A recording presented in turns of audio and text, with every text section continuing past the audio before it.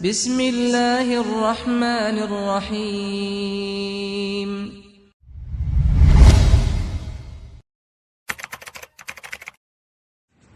Bismillahirrahmanirrahim.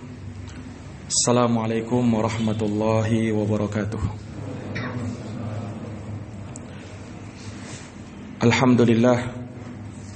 Alhamdulillahi rabbil alamin. Wabihi nasta'inu ala umuri dunya waddin. Asyhadu an la ilaha illallah wahdahu la syarikalah, ilahul awwalina wal akhirin. Wa asyhadu anna Muhammadan abduhu wa rasuluh, as-sadiqul amin, sallallahu alaihi wa ala alihi wa sahbihi wa man tabi'ahum bi ihsanin ila yaumiddin wa sallama tasliman katsira, amma ba'd. Allahumma la ilma lana illa ma 'allamtana innaka antal alimul hakim. Allahumma 'allimna ma yanfa'una wanfa'na bima 'allamtana wa zidna ilman ya karim. Ma'asyiral muslimin wal muslimat, hadirin wal hadirat, Bapak Ibu, saudara-saudari, jamaah salat maghrib yang dirahmati dan dimuliakan oleh Allah. Alhamdulillahi bi ni'matihi tatimmus shalihat. Segala puji hanya bagi Allah yang dengan nikmat-nikmatnya tertunai segala amal-amal kebajikan. Salawat dan salam semoga terhatur limpahkan kepada junjungan kita Nabi Agung, Nabi besar Muhammad sallallahu alaihi wasallam, kepada keluarga dan para sahabat serta orang-orang yang senantiasa meniti jalannya sampai hari kiamat. Ma'asyiral muslimin wal muslimat, hadirin wal hadirat, jamaah Masjid Al-Husna yang dirahmati dan dimuliakan oleh Allah. Pada malam hari yang berbahagia ini, dengan taufik dari Allah Subhanahu wa taala, kita dapat melanjutkan pembahasan dari tafsir juz amma, dan kita masih dalam pembahasan tafsir suratul Fajr. Dan ini adalah bahagian yang ke-9,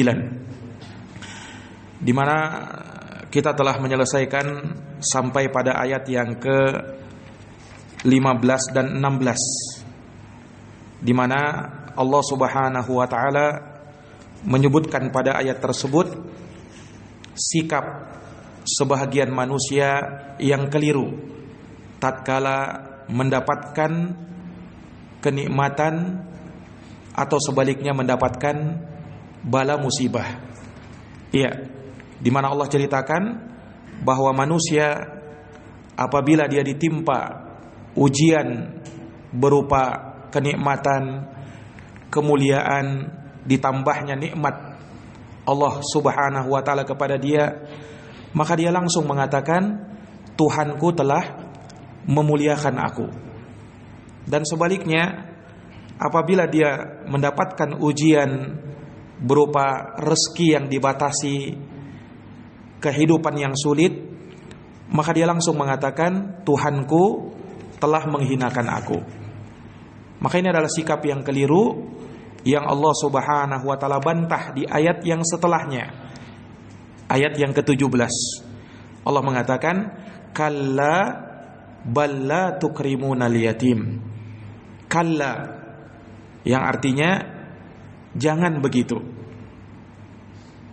Tidak boleh bersikap seperti itu. Iya, ini Allah sangkaan sebahagian manusia tatkala dia keliru dalam memandang dan mengukur kemuliaan yang ada pada diri seseorang, di mana tolak ukurnya adalah pada kenikmatan, harta benda yang ada pada seseorang. Dia menganggap bahwa orang yang dilebihkan hartanya, maka dialah yang mulia, sementara yang dikurangi hartanya, maka dialah yang hina. Iya, padahal ukurannya tidaklah demikian. Nah, dan Allah Subhanahu wa taala telah menyebutkan bahwa sesungguhnya kemuliaan, rahmat dan kasih sayang Allah Subhanahu wa taala itu didapatkan dengan kita beribadah kepadanya, kita memperbanyak amal soleh kepadanya. itulah yang akan mendatangkan rahmat Allah. Itulah yang akan mengundang kasih sayang Allah Subhanahu wa ta'ala. Dan dengan itulah selayaknya seseorang memuji Allah. Dengan itulah selayaknya seseorang bergembira dengan amal ibadah yang telah dia usahakan.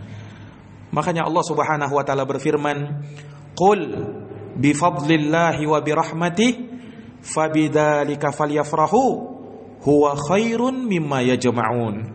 Katakanlah wahai Muhammad, dengan sebab karunia dari Allah Subhanahu wa ta'ala dan rahmatnya, maka hendaknya mereka bergembira dengan hal tersebut, karena yang demikian itu lebih baik bagi orang-orang yang beriman.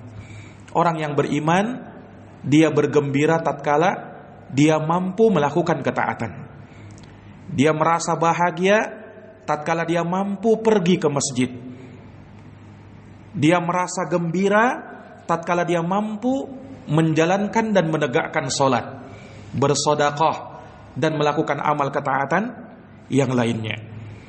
Sementara kesedihannya adalah tatkala ia kurang di dalam melakukan ketaatan, gagal dalam melakukan ibadah, atau malah justru terjerumus ke dalam maksiat kepada Allah Subhanahu wa ta'ala. Maka jamaah sekalian yang dirahmati dan dimuliakan oleh Allah, Allah Subhanahu wa ta'ala membagi rezeki kepada siapa yang dia kehendaki, dan Allah kurangi kepada siapa yang dia kehendaki. Sebagaimana kekuasaan, Allah berikan kepada siapa yang ia kehendaki, dan Allah cabut kekuasaan itu, Allah tidak berikan kepada siapa yang Allah kehendaki. Makanya di dalam surat Ali Imran Allah Subhanahu wa taala menegaskan, "Qulillahumma malikal mulki tu'til mulka man tasha wa tanzi'ul mulka mimman tasha wa tu'izzu man tasha wa tudhillu man tasha biyadikal khair innaka ala kulli syai'in qadir." Allah Subhanahu wa taala berfirman, katakanlah wahai Muhammad, ya Allah yang memiliki kekuasaan, Engkau memberikan kekuasaan itu kepada siapa Engkau kehendaki, dan Engkau cabut kekuasaan itu dari siapa yang Engkau kehendaki. Engkau muliakan hamba yang Engkau kehendaki, dan Engkau hinakan hamba yang Engkau hendaki. Maka di tanganmu lah segala kebaikan, sesungguhnya Engkau maha kuasa atas segala sesuatu. Ya, maka ini menunjukkan kepada kita jamaah sekalian, ya, bahwa ketaatan kepada Allah Subhanahu wa taala itulah prioritas utama. Itulah nilai kemuliaan seseorang hamba di hadapan Allah Subhanahu wa taala. Tidak peduli apakah dia orang kaya ataukah orang miskin, apakah dia pejabat atau tidak punya jabatan, apakah dia laki atau perempuan, tua atau muda, siapapun dia, maka kemuliaannya diukur dengan ketakwaannya kepada Allah Subhanahu wa ta'ala. Iya. Maka demikianlah timbangan orang yang beriman itu. Nah, sehingganya tidak ada yang namanya fanatik golongan. Dia hanya mau bergabung kepada sesama golongannya saja. Yang kaya hanya mau bergaul dengan orang kaya, para pejabat hanya mau bergabung dengan sejenis mereka. Sementara kalau kepada orang miskin atau kepada orang yang tak punya jabatan, dia malu untuk bergaul dengannya. Dia tidak mau bersama-sama dengannya, karena dia mengukur kemuliaan itu dengan harta dan jabatan. Iya. Maka Allah Subhanahu wa ta'ala tegaskan, kalla, sekali-kali jangan bersikap seperti itu. Karena sesungguhnya semua itu adalah ujian dari Allah. Semua itu adalah cobaan dari Allah Subhanahu wa ta'ala. Apakah kalian mampu bersyukur kepada Allah ataukah tidak? Iya. Allah Subhanahu wa ta'ala ingin lihat. Makanya sikap terbaik seorang mukmin adalah sebagaimana yang dicontohkan oleh Nabi Sulaiman alaihi salam. Ini seorang nabi yang diberikan oleh Allah kekuasaan dan kekayaan. Tapi apakah hal tersebut membuat Nabi Sulaiman menjadi sombong, menjadi angkuh, menjadi besar kepala? Tidak, jamaah sekalian. Lihat ucapan Nabi Sulaiman alaihissalam disebutkan dalam Quran di surat An-Naml ayat 40. Allah Subhanahu wa taala berfirman, "Qala hadza min fadli rabbi liyabluwani aashkuru am akfur." Kata Nabi Sulaiman, tatkala ia mendapatkan kerajaan, kekuasaan, kekayaan yang luar biasa, Nabi Sulaiman mengatakan, ini adalah karunia, ini adalah keutamaan yang Allah berikan kepadaku. Dia ingin menguji aku, apakah aku bersyukur ataukah aku kepada dia. Subhanallah. Dia jadikan apa yang beliau miliki, apa yang dia miliki berupa kekuasaan dan kekayaan sebagai ujian dari Allah. Allah ingin melihat saya, apakah saya bersyukur atau saya ingkar. Kemudian beliau menegaskan, wa man syakara fa innama yashkuru li nafsih. Barang siapa yang bersyukur kepada Allah, maka sesungguhnya dia hanyalah bersyukur untuk kebaikan dirinya sendiri. Wa man kafara fa inna rabbaniyun karim. Barang siapa yang kafir, barang siapa yang ingkar, maka sesungguhnya dia mengingkari kebaikan dirinya sendiri, dan sesungguhnya Tuhanku zat yang maha kaya lagi maha mulia. Ini jamaah sekalian yang dirahmati dan dimuliakan oleh Allah. Maka ini memberikan faedah kepada kita bahwa dalam kondisi apapun seseorang itu menjadi baik manakala ia kembali kepada Allah Subhanahu wa taala. Tatkala dia diberikan kekayaan, maka dia menjadi orang yang bersyukur. Tatkala dia diberikan cobaan berupa kemiskinan, dia menjadi orang yang bersabar. Maka dua orang ini adalah dua orang yang mulia di sisi Allah Subhanahu wa ta'ala. Sampai ulama berselisih pendapat, mana yang lebih utama, kaya bersyukur atau miskin bersabar. Ulama beda pendapat. Dan yang paling kuatnya kata Imam Ibnul Qayyim rahimahullahu ta'ala, sebagaimana beliau ambil dari gurunya Syekhul Islam rahimahullah, bahwa yang paling utama di antara mereka berdua adalah yang paling bertakwa kepada Allah. Karena Allah mengatakan, inna akramakum indallahi atqakum. Sesungguhnya yang termulia di antara kalian adalah yang paling bertakwa di antara kalian. Ini para jamaah sekalian. Maka orang kaya tidak boleh sombong, sebagaimana orang miskin tidak boleh minder, tidak boleh pesimis dengan kehidupannya. Sebab kenapa? Sebab kehidupan itu ibarat roda yang berputar. Kadang dia di atas, kadang dia di bawah. Iya. Dan betapa banyak orang yang dulunya miskin kemudian menjadi kaya. Dan tidak sedikit pula orang yang tadinya kaya jatuh miskin.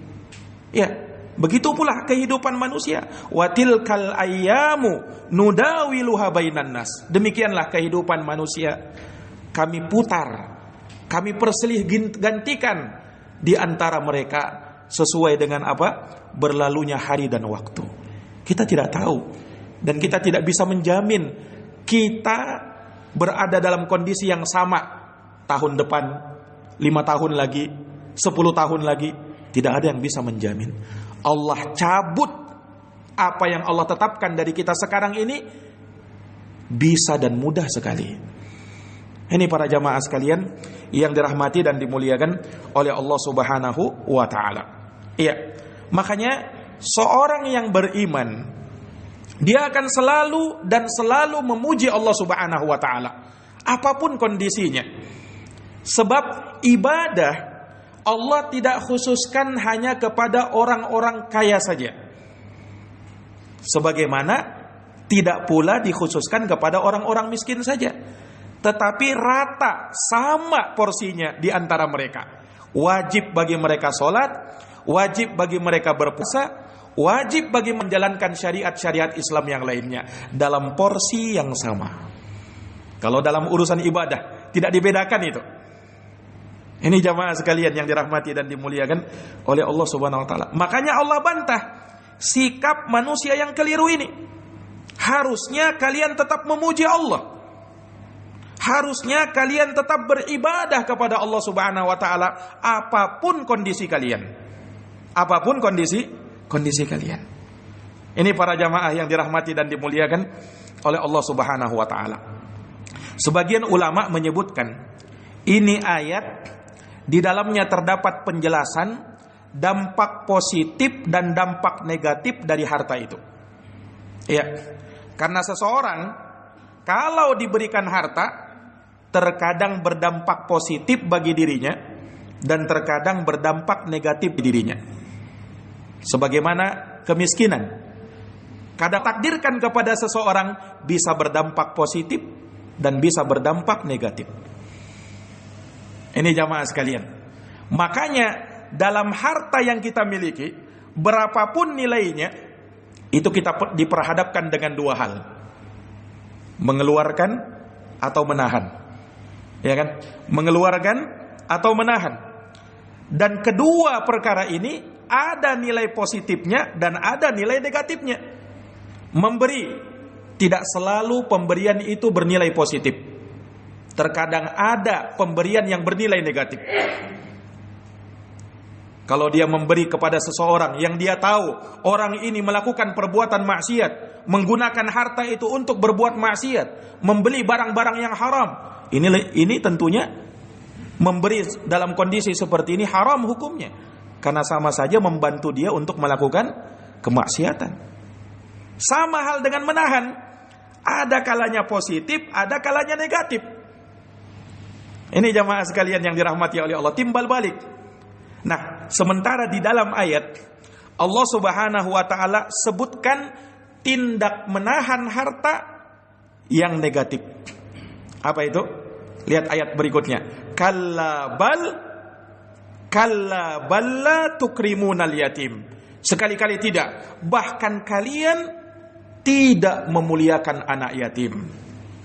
Tidak memberi kepada anak yatim, berarti menahan. Nah, ini penahanan yang negatif. Karena harusnya anak yatim itu diberi. Karena harusnya anak yatim itu dimuliakan. Karena harusnya anak yatim itu disayangi. Nah, ini orang tidak memuliakan anak yatim. Para jamaah yang dirahmati dan dimuliakan oleh Allah Subhanahu wa taala. Allah Subhanahu wa taala sebutkan anak yatim. Siapa anak yatim ini? Ulama mengatakan anak yatim artinya orang yang ditinggal bapaknya, ditinggal meninggal.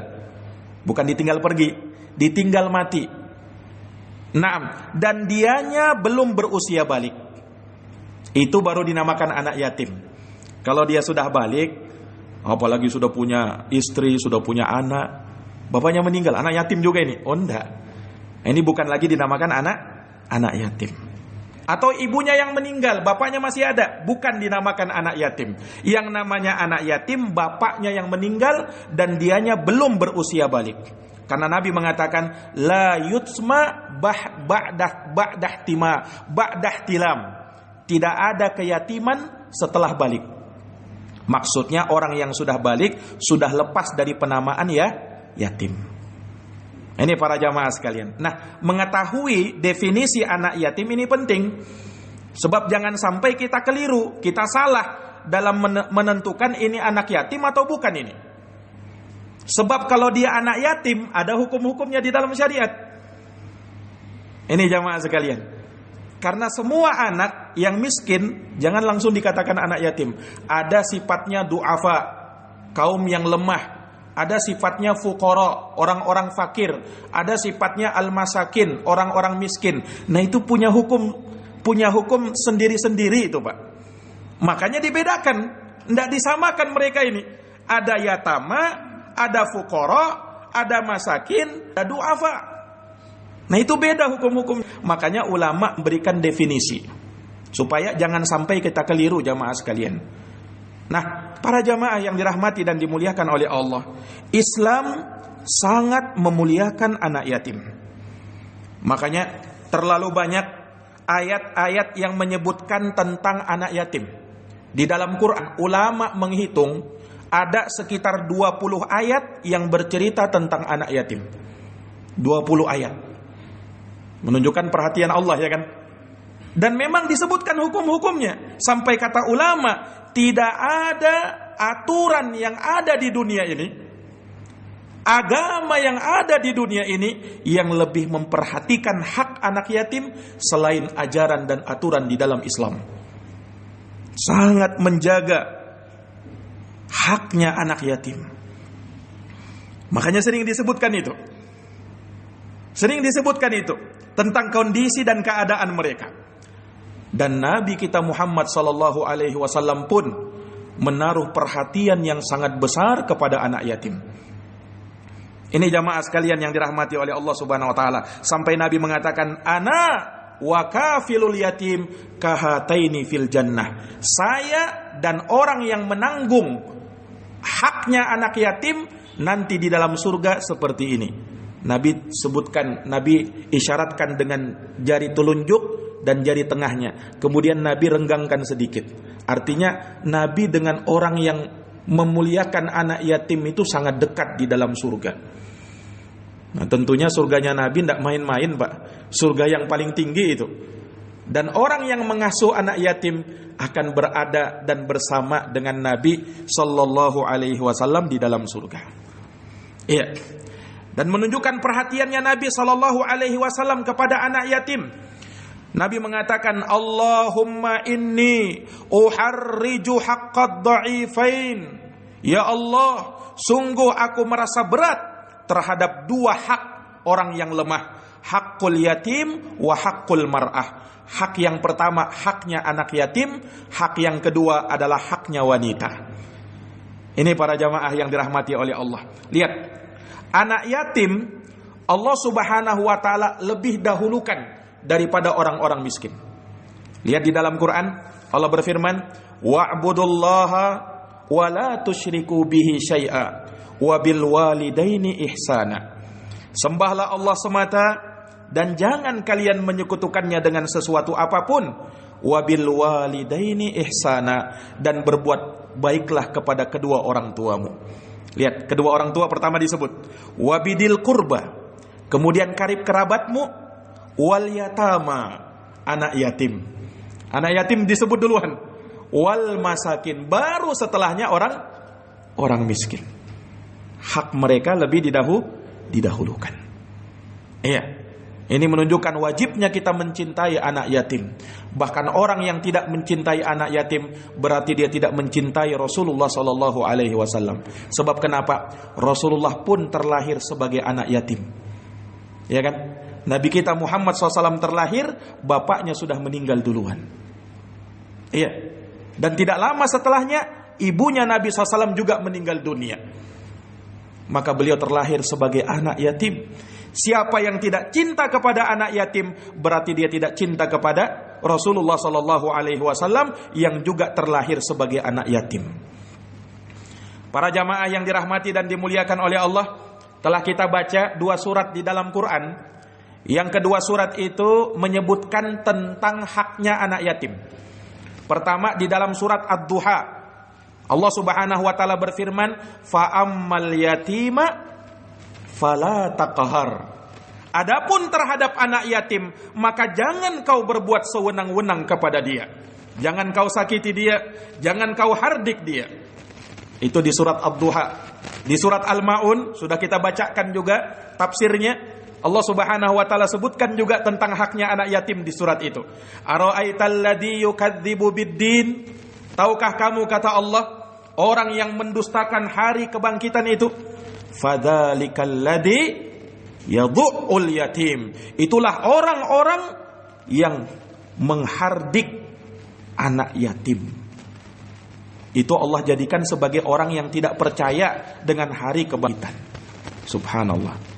Ini jamaah sekalian yang dirahmati dan dimuliakan oleh Allah Subhanahu wa taala. Maka sangat besar hak mereka ini.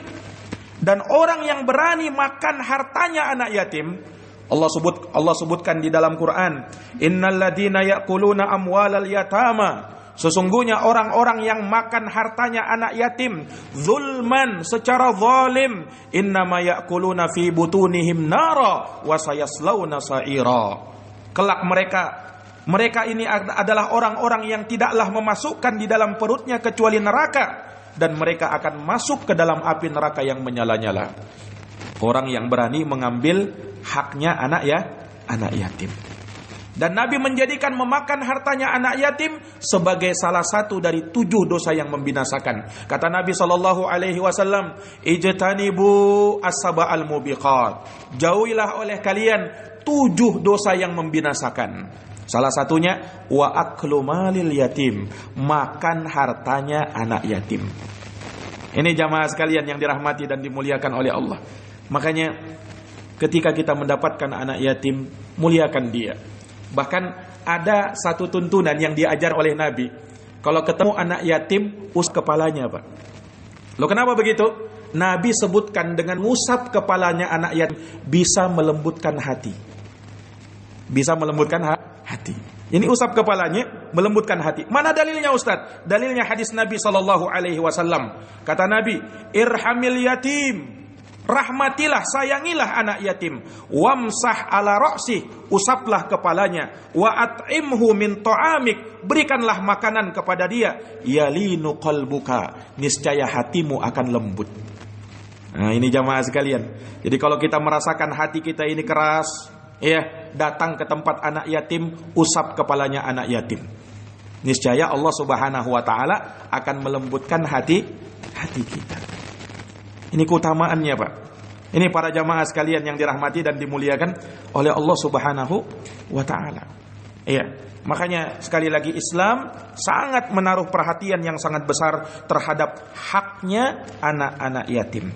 Nah, dan sangat banyak dalil-dalil yang menyebutkan tentang hal tersebut, terkait dengan keutamaannya, dan apa yang disebutkan dari pahala terhadapnya. Makanya secara khusus di dalam ayat ini Allah Subhanahu wa taala sebutkan suatu bentuk penahanan harta yang tidak terpuji, yaitu menahan harta dari anak yatim.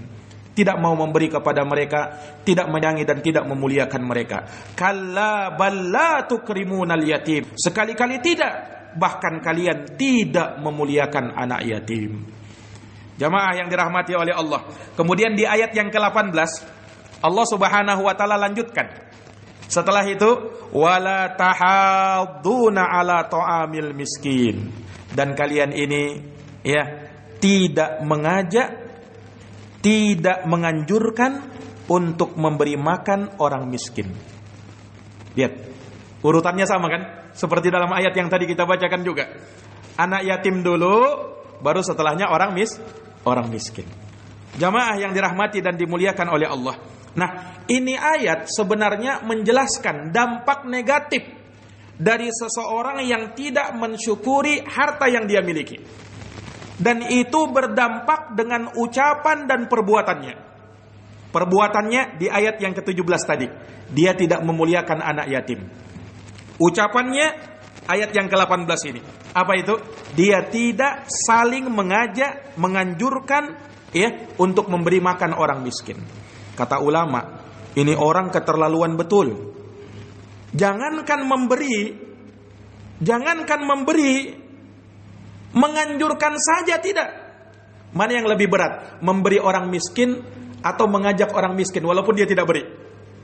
Yang mana yang lebih berat? Tentunya memberi kan? Karena kalau memberi sudah mengeluarkan. Kalau mengajak cuman usaha mengajak saja, walaupun mungkin dia tidak memberi. Nah, ini orang bukan hanya tidak memberi dia, bahkan tidak menganjurkan untuk memberi makan orang miskin. Lebih parah kan? Ini jamaah sekalian yang dirahmati dan dimuliakan oleh Allah Subhanahu wa taala. Nah, dan ini terkait dengan ayat ini Allah Subhanahu wa taala menyebutkan tentang kondisi manusia yang terfitnah dengan hartanya, di mana dia tidak mau memberikan hartanya kepada orang miskin, tidak mau berbagi dengan orang miskin, bahkan dia tidak menganjurkan untuk memberi makan orang miskin karena sifat kebakhilan dan kekikiran yang ada pada dirinya. Ini para jamaah yang dirahmati dan dimuliakan oleh Allah.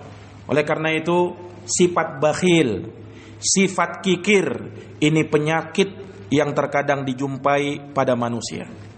Subhanallah, terkadang manusia itu ya dijumpai padanya sifat kikir. Dan memang sudah ditanamkan itu sifat seperti itu. Bahkan dari semenjak kecilnya, terkadang kita lihat ada sebagian anak itu pelit dia, kikir dia, tidak mau dia berbagi dengan yang lainnya, ya kan? Dan itu memang sifat dasar manusia. Sulit untuk berbagi, sukar untuk memberi. Nah, dan ini penyakit. Makanya para hadirin yang dirahmati oleh Allah Subhanahu wa taala, ulama menyebutkan obat yang paling tepat untuk mengobati kekikiran, untuk mengobati kebakhilan adalah ingat akhirat. Ingat akhirat. Bagaimana mengingat akhirat? Harta yang kita punya itu bisa menjadi penolong bagi kita, atau sebaliknya harta itu justru akan memberatkan kita nanti di akhirat. Tergantung kitanya bagaimana.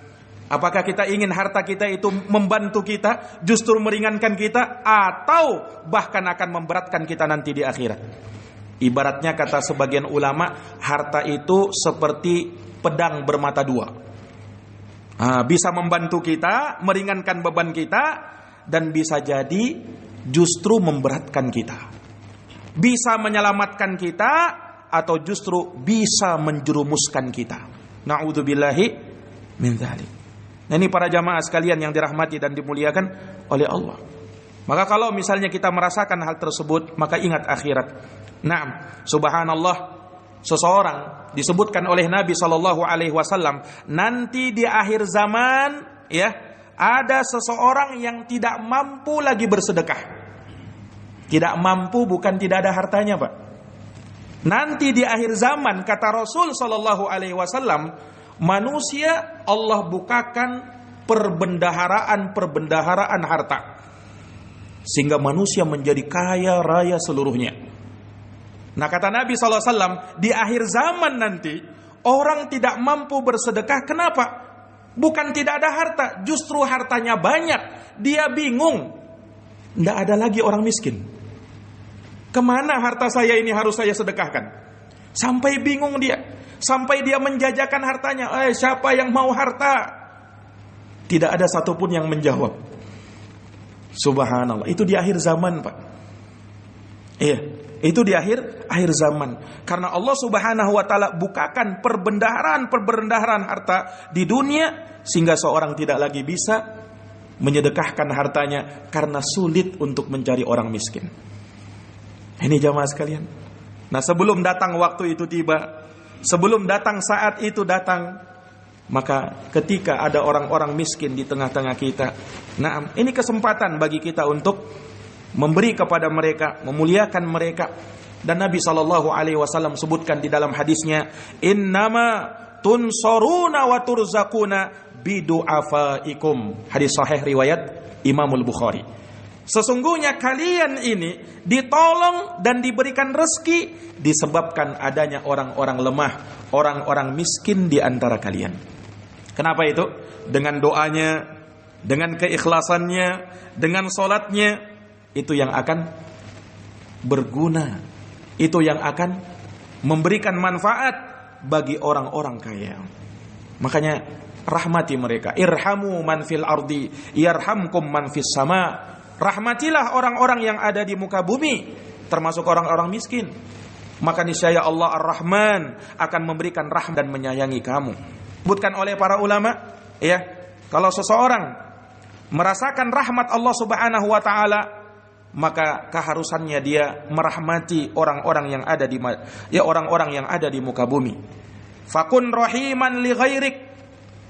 Jadilah engkau perahmat kepada orang-orang selain kamu. Farhamil jahil bi ilmik. Rahmatilah orang yang jahil dengan ilmu yang ada pada dirimu. Wal faqir bi malik. Rahmatilah orang fakir dengan hartamu. Wal kabir was saghir bi syafaqatik. Rahmatilah orang tua dan anak muda dengan belas kasihan yang ada pada dirimu. Wal usah bi da'watika. Rahmatilah orang yang bermaksiat.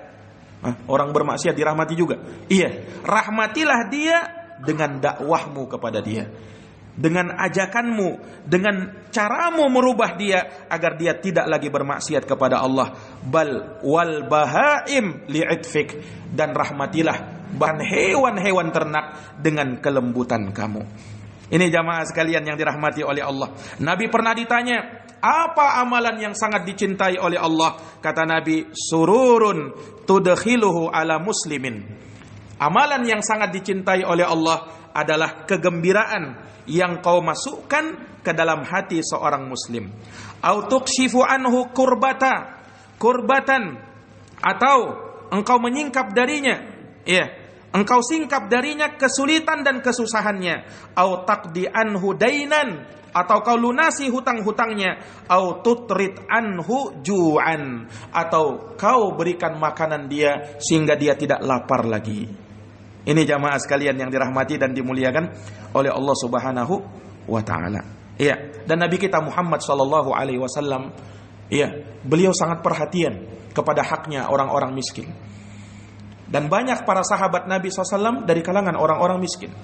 Nabi ketika hijrah ke Madinah, disebutkan oleh Abdullah bin Salam, pertama yang didakwahkan oleh Nabi apa?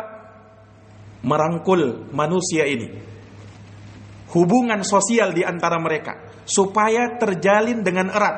Tidak dibeda-bedakan, mana kaya, mana miskin, mana yang tokoh, mana yang tidak, mana yang berdarah biru, mana yang tidak. Sama semua mereka di hadapan Allah Subhanahu wa taala. Makanya kata Nabi, afsyus salam, tebarkanlah salam, wa at'imut ta'am, berikan makan kepada orang miskin, wa sallu wan nasu niyam, salatlah di malam hari ketika manusia tertidur, tadkhulul jannata bisalam, niscaya kamu akan masuk surga dengan selamat. Ini jamaah sekalian yang dirahmati oleh Allah. Dan orang-orang miskin ini tidak boleh kita remehkan, Pak. Kita sudah pernah sebutkan hadis-hadisnya, keutamaan orang miskin itu. Di mana orang miskin adalah orang yang menjadi penghuni surga terbanyak. Disebutkan oleh Nabi SAW, ala ukhbirukum bi ahlil jannah, inginkah aku sebutkan kepada kalian siapa itu penghuni surga? Kata Nabi, kullu dha'ifin mutadha'ifin, setiap orang yang lemah dan orang yang dianggap lemah. Kata ulama, yaitu setiap orang miskin dan dianggap miskin. Ini bukan artinya orang kaya tidak masuk surga. Anda, maksudnya Nabi SAW menyebutkan yang terbanyak kulihat di dalam surga itu orang miskin. Orang miskin. Ini para jamaah yang dirahmati dan dimuliakan oleh Allah. Dan disebutkan juga oleh Nabi, keutamaan orang miskin, mereka masuk ke dalam surga lebih dulu daripada orang kaya, dengan perbandingan jarak waktu setengah hari. Setengah hari waktu akhirat. Waktu akhirat 1 hari bagaikan 1000 tahun. Setengah hari bagaikan 500 tahun. Itu perbandingannya. Ini para jamaah yang dirahmati dan dimuliakan oleh Allah Subhanahu wa taala. Tapi ada tapinya. Orang miskin yang dimuliakan kalau dia miskin bersabar. Nah, ini tadi syaratnya. Kalau dia miskin tapi justru malah bermaksiat kepada Allah, tidak ada kemuliaan bagi orang yang seperti ini. Sama tadi orang kaya. Orang kaya dimuliakan oleh Allah tatkala dia bersyukur kepada Allah Subhanahu wa taala. Ini para jamaah yang dirahmati dan dimuliakan oleh Allah. Makanya sangat banyak Allah sebutkan tentang kesyukuran, dan sangat banyak ayat yang menyebutkan tentang kesabaran. Syukur bagi orang-orang kaya, sabar bagi orang-orang miskin. Maka dengan menerapkan semua ini, maka kehidupan manusia akan tentram, aman, dan semuanya akan terjalin dengan baik, baik itu di dunia maupun nanti di akhirat kelak. Para jamaah yang dirahmati dan dimuliakan oleh Allah Subhanahu wa taala, demikian mungkin yang bisa kami sampaikan terkait dengan ayat yang ke-17 dan ayat yang ke-18.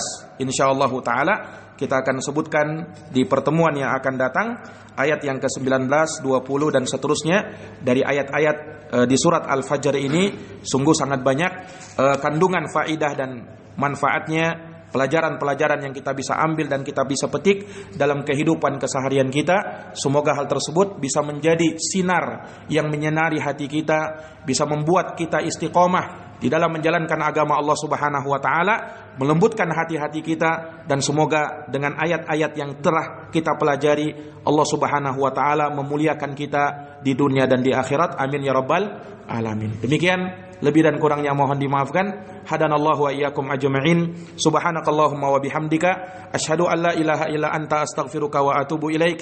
Subhana rabbika rabbil izzati amma yasifun wa salamun alal mursalin walhamdulillahi rabbil alamin. Wassalamu alaikum